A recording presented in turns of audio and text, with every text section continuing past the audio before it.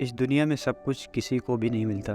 किसी के पास जूते नहीं हैं तो किसी के पास पैर नहीं है, पर फिर भी हम इस उम्मीद में जीते हैं कि आज नहीं तो कल हमारे सारे सपने पूरे हो जाएंगे। और फिर यही सोच हमारी ज़िंदगी बन जाती है। आप मानो या ना मानो, पर आप दूसरे लोगों को वही दोगे जो आपके पास होगा, चाहे वो खुशी हो, प्यार हो या फिर नफ़रत। हम जो भी चीज़ें इस दुनिया को देते हैं, ऊपर वाला उसे कई गुना करके हमें वापस कर देता है। यही प्रकृति का नियम है। एक समय की बात है, एक लड़का था। उसका इस दुनिया में कोई नहीं था। उसकी आर्थिक स्थिति भी बहुत ख़राब थी। सारा दिन मेहनत से काम करता, तब जाके शाम को कहीं 2 वक्त की रोटी नसीब होती।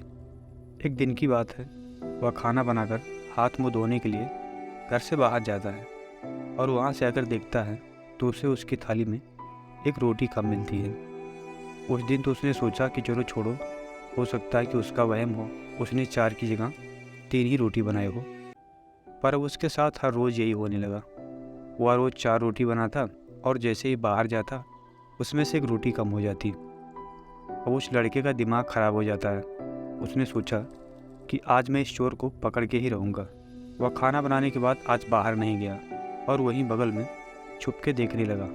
इतने में एक चूहा आता है और उसकी रोटी को निकालने लगता है। लड़का जाके उस चूहे को पकड़ लेता है और कहता है कि भाई, मेरी लाइफ में तो पहले से ही लगी पड़ी है, ऊपर से जो थोड़ा बहुत मेहनत मजदूरी करके लाता हूँ उसमें से तुम खा लेते हो। पता नहीं हमारे जीवन की समस्याएं कब ख़त्म होंगी।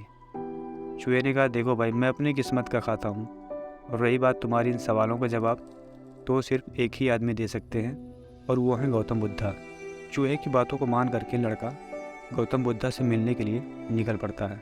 रास्ते में जाते वक्त एक जगह रात हो जाती है, तो वह रुकने के लिए एक घर पे जाता है। उस घर में सिर्फ एक माँ और बेटी रहती है।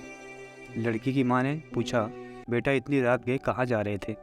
तब उसने बताया कि वह अपने सवालों को जवाब पूछने गौतम बुद्धा के पास जा रहा था।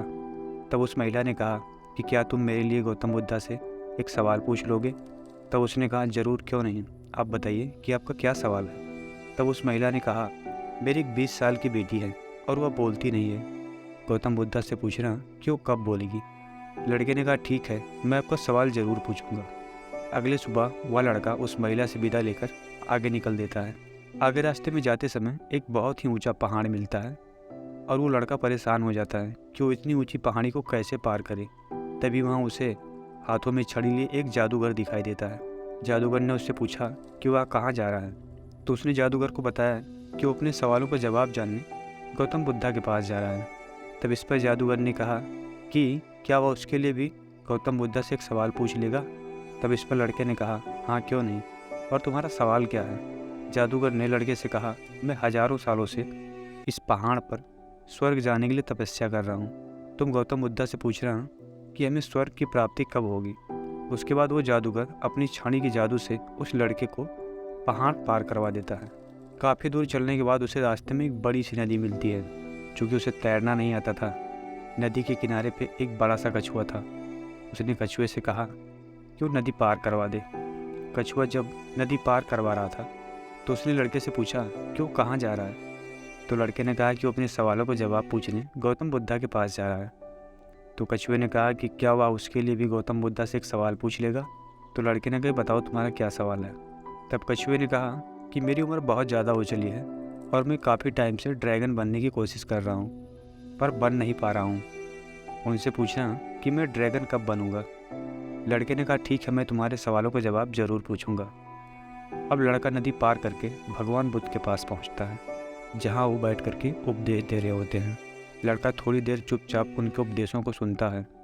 उपदेश खत्म होने के बाद वे लोगों के सवालों को जवाब दे रहे थे। अब लड़के के सवाल पूछने की बारी आती है। गौतम बुद्धा ने कहा कि तुम केवल 3 ही सवाल पूछ सकते हो। मैं तुम्हारे 3 ही सवालों का जवाब दूंगा। तुम्हें जो पूछना हो पूछो। अब लड़का असमंजस में पड़ जाता है।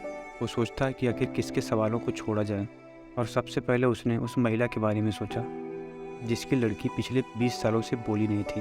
फिर उसने उस जादूगर के बारे में सोचा जो हजारों सालों से तपस्या कर रहा था, और फिर उस कछुए के बारे में सोचा जो सैकड़ों सालों से ड्रैगन बनने की कोशिश कर रहा था, और सबसे आखिरी में उसने अपने बारे में सोचा और अपने मन ही मन में कहा कि ऊपर के तो तीनों सवाल पूछने बहुत ही ज़रूरी हैं। उन सब की परेशानियाँ हमसे कई गुना ज़्यादा बड़ी हैं। मेरा क्या, आज नहीं तो कल दिन रात मेहनत करके कुछ ना कुछ तो हासिल कर ही लेंगे। फिर उसने वो तीनों सवाल गौतम बुद्धा से पूछे। बुद्धा ने तीनों सवाल का जवाब दिया।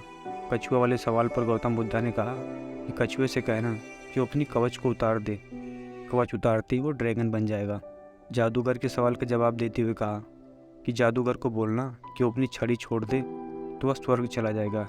और उस महिला से कहना कि जैसे उसकी लड़की की शादी हो जाएगी वो लड़की बोलने लगेगी। अब सभी के सवालों को जवाब लेकर वह लड़का गौतम बुद्ध को प्रणाम करके वहाँ से निकल पड़ता है। सबसे पहले उसने कछुए से कहा, भाई साहब आप अपनी खोल को उतार दीजिए, आप ड्रैगन बन जाएंगे। कछुआ जैसे अपनी खोल को उतारता है उसके खोल से ढेर सारे मोती गिरने लगते हैं और वह ड्रैगन बन जाता है।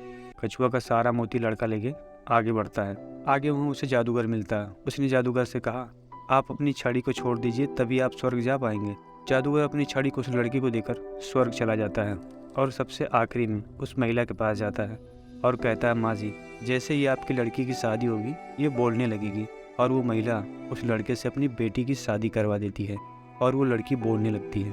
फाइनली इस कहानी का जो लेसन है वो यही है कि जब हम दूसरे का भला कर रहे होते हैं तो उसके बैकग्राउंड में हमारा भी कई गुना ज़्यादा भला हो रहा होता है, भले ही ये हमें तुरंत ना पता चले।